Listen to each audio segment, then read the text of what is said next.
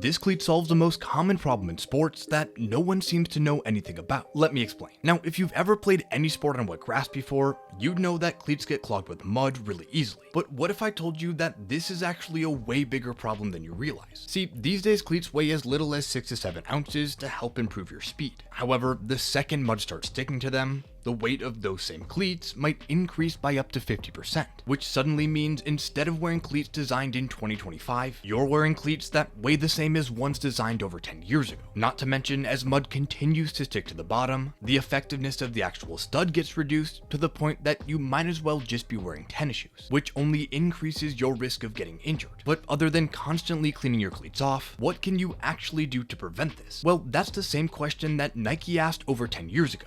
And what they've managed to create since then doesn't actually seem like it should work at all. But first, if you like sports, business, and tech stories like these, make sure to follow. See, like other cleat manufacturers at the time, engineers at Nike believed that in order to keep mud from sticking to the bottom of their cleats, they'd have to make the sole out of a water repellent material. But after 2 years of research, their footwear team realized that the only way to truly prevent mud from sticking to a cleat was by having it absorb water instead. See, after studying how razor blades avoid getting clogged up with shaving cream, developers at Nike created a similar adaptive polymer for the bottom of their cleats that allowed them to absorb water, which creates a lubricating layer. You can think about it like putting water down a plastic slide at the park. When the material becomes wet, it gets so slippery that the mud slides right off of it. In fact, since the cleats need to be wet for the anti-clogging technology to work, the longer you play in them, the more effective they are at repelling mud, helping you stay lighter and maintain traction with your studs. My only question now is, why haven't these things made their way over to the NFL yet?